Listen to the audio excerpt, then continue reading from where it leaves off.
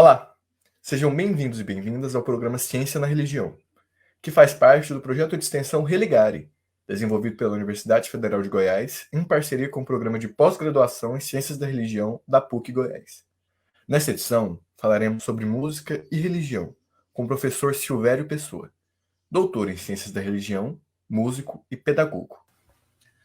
Olá pessoal, aqui professor Silvério Pessoa, eu sou pernambucano, da zona da Mata Norte de Pernambuco, tive uma formação na área pedagógica pela Universidade Federal de Pernambuco, depois psicopedagogia, Universidade Fafiri, e o mestrado e o doutorado na área de religiosidade popular, de música e indústria cultural na Universidade Católica de Pernambuco. Também desenvolvo um trabalho como músico, como artista, com vários turnês, vários CDs gravados, e para mim é um prazer estar aqui para conversar com vocês. O prazer é todo nosso, professor. E para começar nosso bate-papo, o que podemos relacionar entre a importância da música na religião? Eu costumo dizer que não existe educação sem emoção.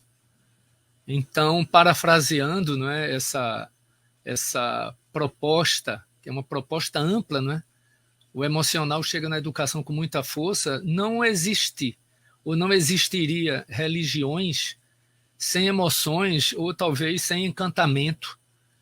Essa questão do campo do sentimento, da emoção, da catarse, do transe, da alegria, do carisma, e tudo isso está envolvido ou envolvendo esse campo, que é um campo amplo, vasto, talvez até arcaico, né, no sentido de primeiro, né? Arcaico não do antigo é obsoleto, mas o arcaico como os primeiros povos, essa relação vem que se perde no tempo. Dificilmente nós poderíamos dizer quando a prática religiosa, o exercício das religiões inauguraram essa parceria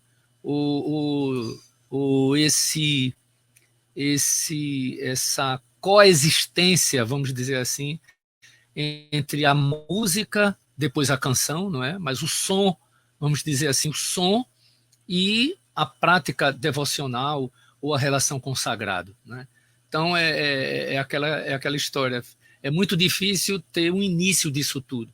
Talvez indo até as pinturas rupestres, as cavernas, os povos arcaicos, né, os primeiros povos, através de registros, inclusive artísticos, né? A arte também sempre esteve presente na prática devocional ou na relação com o sagrado. O som do fogo, o som dos animais, o silêncio também como prática devocional. Isso tudo está relacionado com esse campo que é inesgotável e que se perde no tempo entre as relações, vamos dizer assim, ou os elos entre a música, eu diria assim, como tempo arcaico, o som e a prática religiosa ou as primeiras expressões religiosas. E como o senhor falou da questão arcaica, podemos citar a música sacra no catolicismo. Mas quais outras vertentes mais ancestrais, por assim dizer, também a gente consegue apontar em outras religiões? Observe uma coisa. Tire a música de uma cerimônia religiosa. Vamos tentar exercitar essa possibilidade. Vamos as cerimônias religiosas de todos os povos, de todas as culturas. Todas as culturas têm uma relação com o sagrado, com o divino. Basta ir em Emily Durkheim, né? Os elementos fundamentais da prática da vida religiosa, fundamentais, né? O que fundamentou essa relação com o som, com o trovão, com a chuva, da floresta, das tempestades, dos trovões. Então, em todas as culturas, sem sombra de dúvidas, tem inclusive um documentário que eu deixaria aqui como uma sugestão, que é imprescindível para quem quiser se aprofundar ou ampliar mais essa questão dessa relação música-som, tempos antigos, práticas primitivas, ancestralidade, vida religiosa, né? Que é baraca. Em todas as cerimônias de todos os povos que foram registrados ou que existem registros com relação à religião, ou, né, o termo religião traz para a gente a questão da prática institucional, né? Mas, por exemplo, se nós substituíssemos a música e a espiritualidade, a música, o som e as espiritualidades dos povos, das diversas culturas, né? Cada um tem uma prática peculiar. Você observa os povos indígenas, existe uma prática, existe o toré aqui no Nordeste, muito conhecido. Câmara Cascudo, inclusive, chegou a dizer que o toré foi o que gerou, não é? O coco, né? A dança, a música de trabalho, o toré, o lundu dos povos indígenas, né? que alicerçaram os primeiros ecos da MPB, da música popular brasileira, e era uma música africana, religiosa africana, o lundu, que era executada no interior das igrejas, das catedrais do Rio de Janeiro, na corte, né? Aí você tem também os Vedas, você tem o Vedanta, a música presente, os mantras. Você tem os povos árabes, com toda uma escala moura, uma escala que é muito próxima à escala musical presente aqui nas cantorias do Nordeste, dos improvisadores, né, dos tocadores de violas, né, do baião de Luiz Gonzaga, os povos mouros. Como é que isso tudo foi conectado, né? Como isso tudo veio parar aqui? Eu sempre fico pensando, você vai para a França, você vê a gaita occitana, o povo occitano, a cultura occitana. Não existe música e espiritualidade, existem músicas e espiritualidades, porque dependendo da cultura, você vai ter um som correspondente.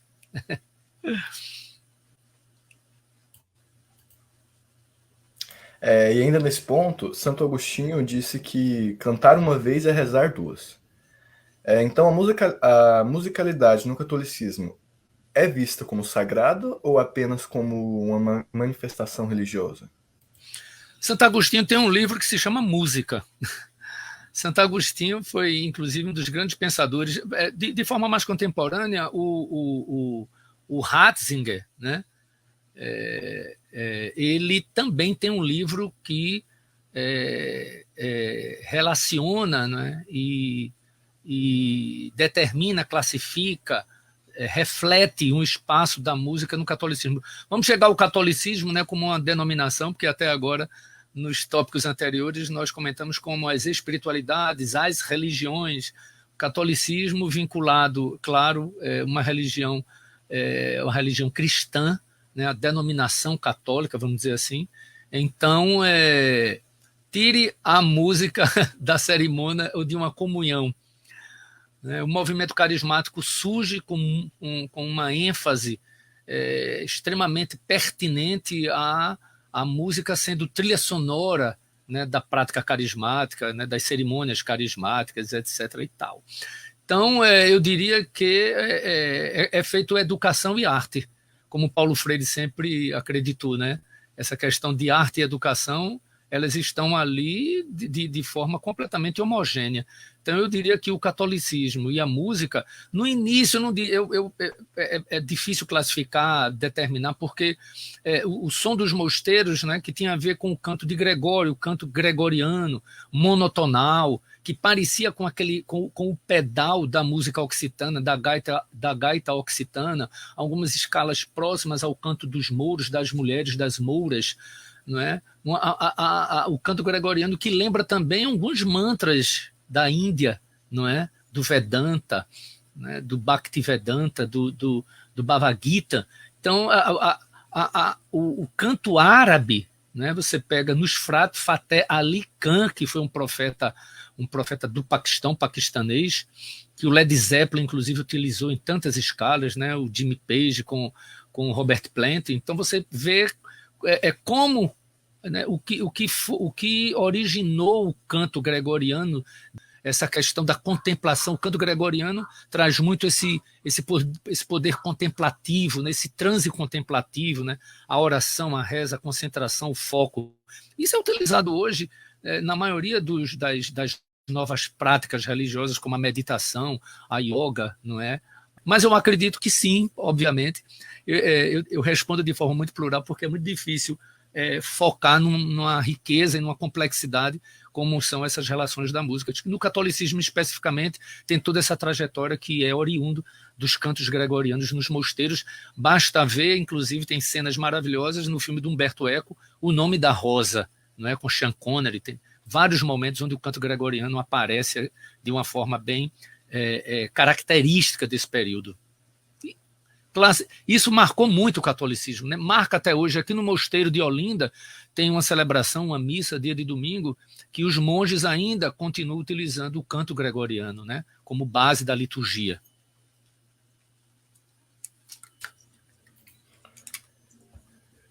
Se aprofundando agora um pouco nessa questão do canto gregoriano, mas passando para outras religiões, as não monoteístas e orientais, por exemplo.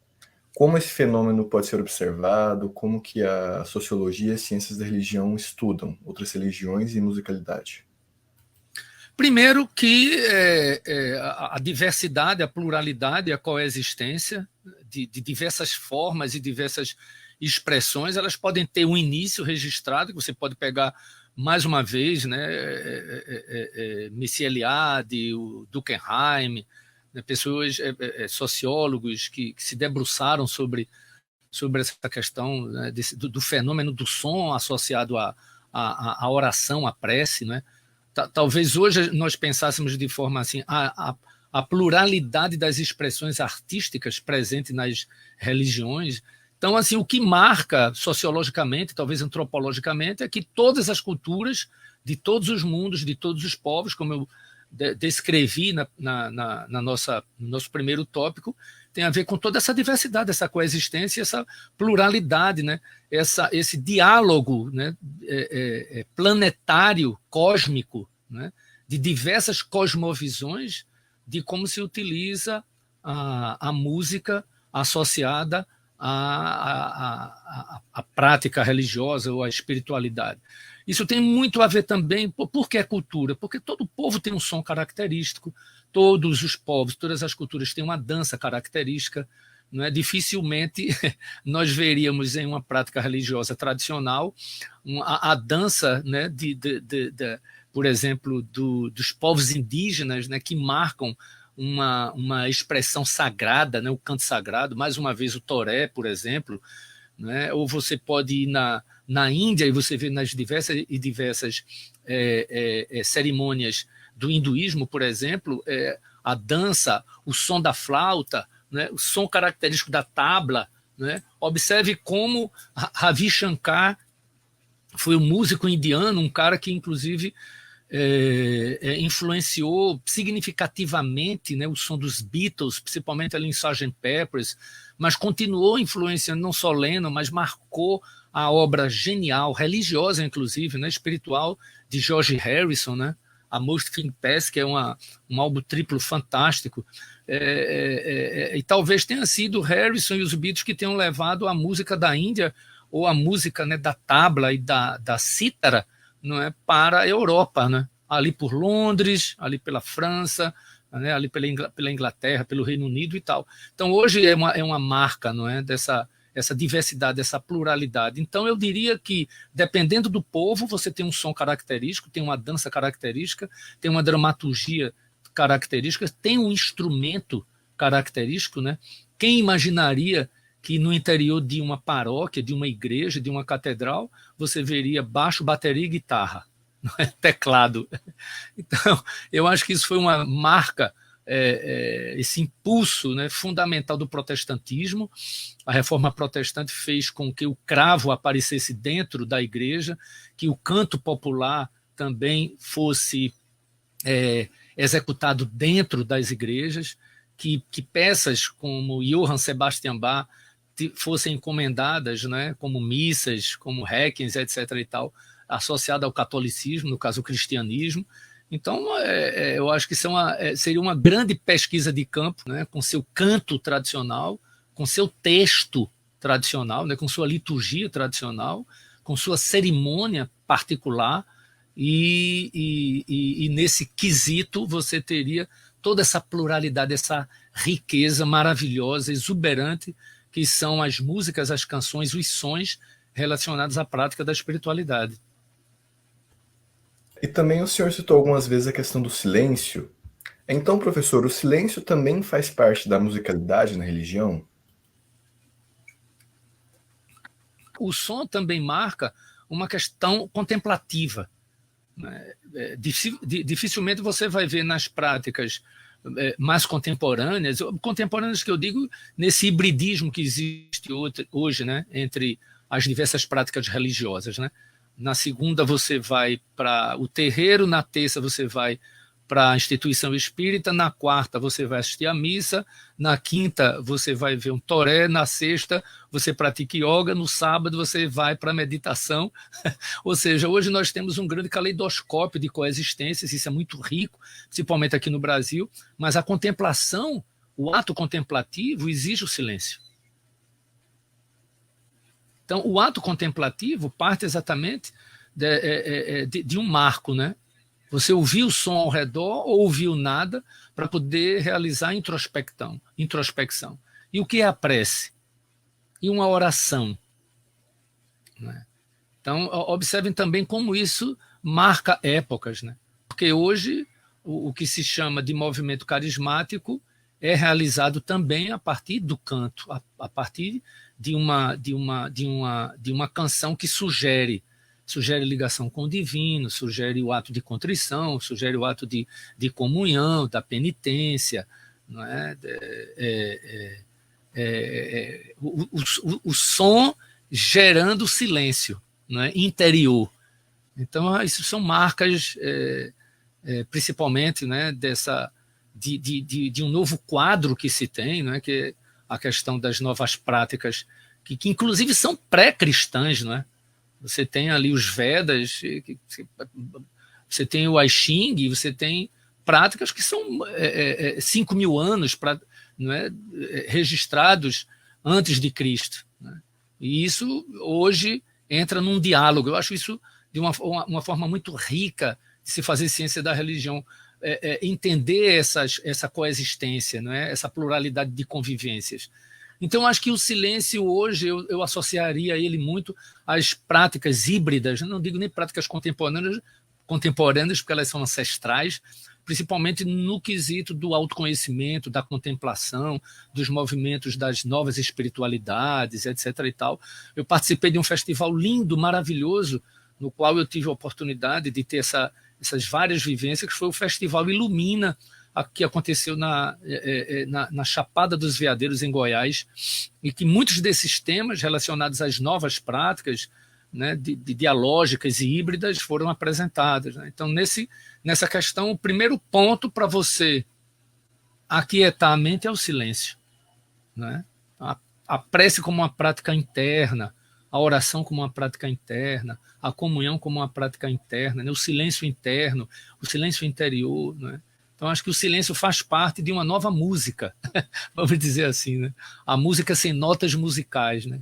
O som ao redor, vamos dizer, né? O que você ouve no entorno da natureza. Isso os povos arcaicos, né? O povo indígena teve uma relação,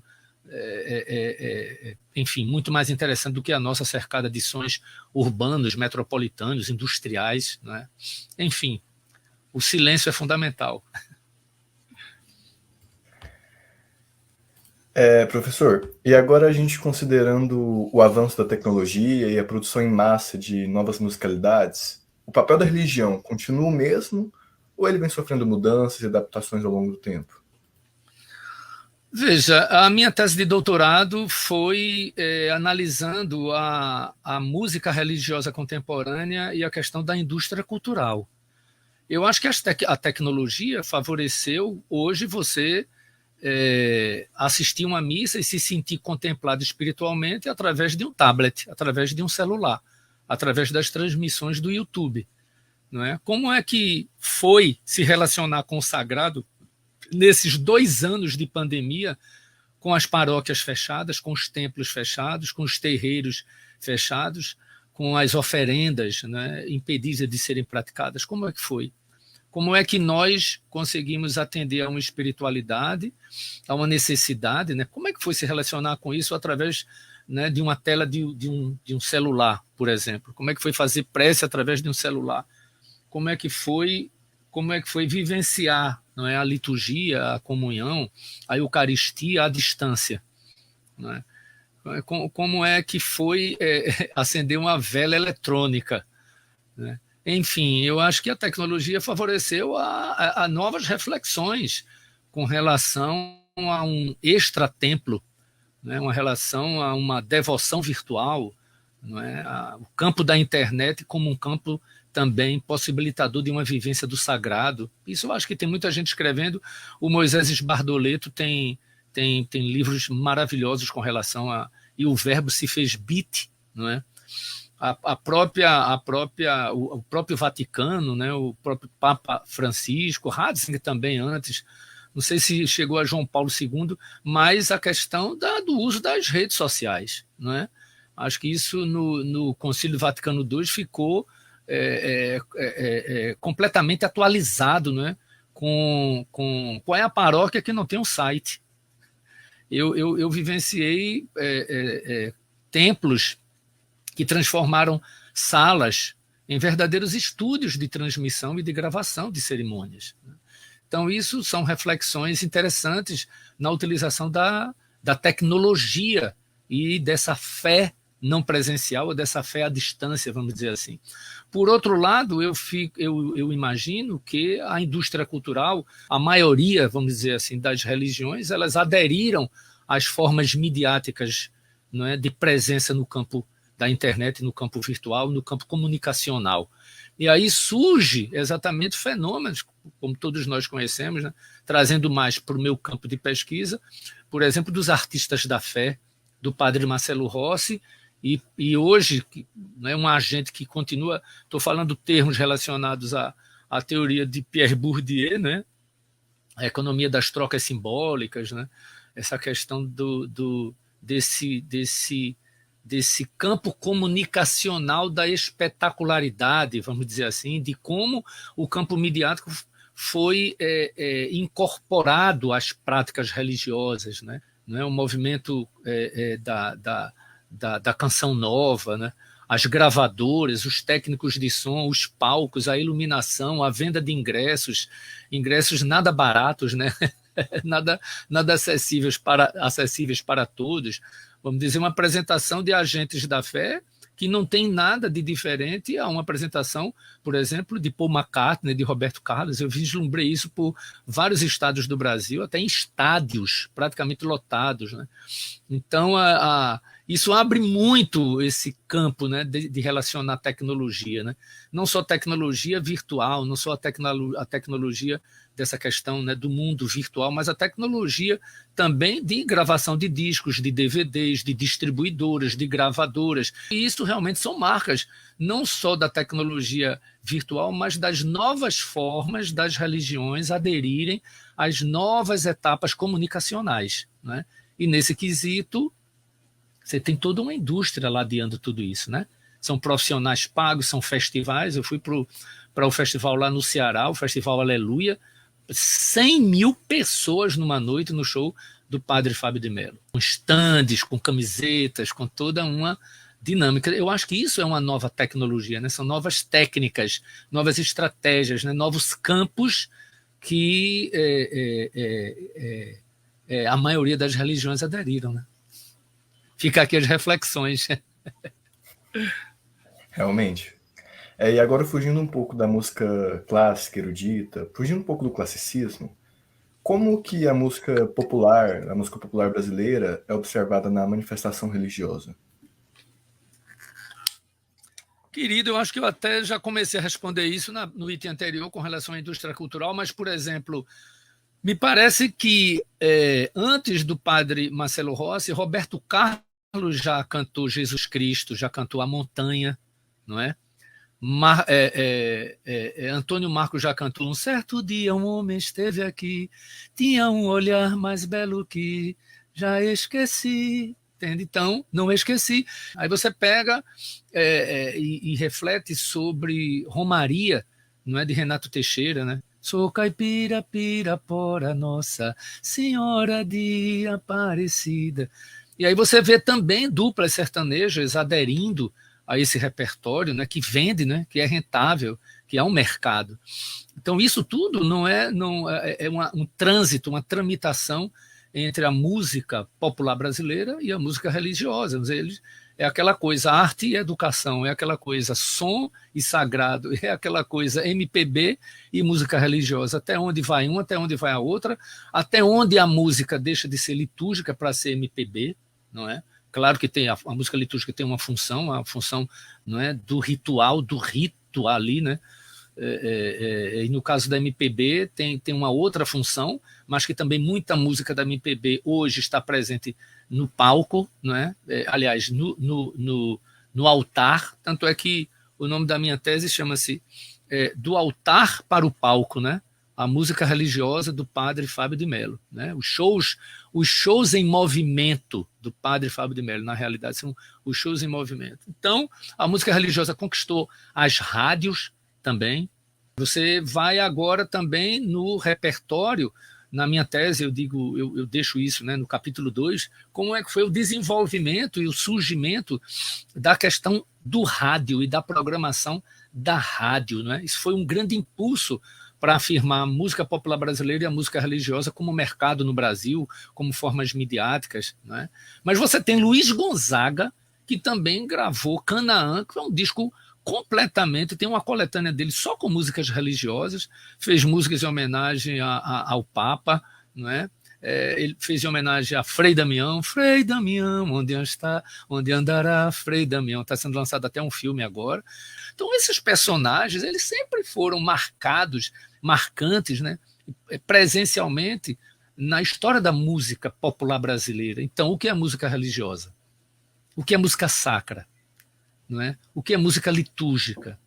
Quais são os limites, né, e as fronteiras dentro dessas modalidades, cada um com suas funções? Eu fui para um show do padre Fábio de Mello para minha pesquisa em Nossa Senhora da Glória, e a foto, né, emblemática que marca muito a minha tese, a minha defesa de tese, foi exatamente a paróquia Nossa Senhora da Glória e do lado um palco. Aí eu digo, gente, impressionante, né? Do altar para o palco. Palco agora é um espaço também de sacerdotes, né? Não existe só a prática sacerdotal, missionária, o trabalho religioso, não só dentro do templo, né? Ele existe também fora. Isso também marcando, não é, campos, né? O campo do mercado, o campo da música, o campo das gravações, da mídia, questão midiática, da televisibilidade. Thompson, por exemplo, utilizei muito. Então, acho que a música popular brasileira e a música religiosa, nesse sentido, música religiosa, né, elas, né, também são zonas fronteiriças, não é? Você vê agora vários sertanejos aí estão gravando discos gospel, etc, etc e tal.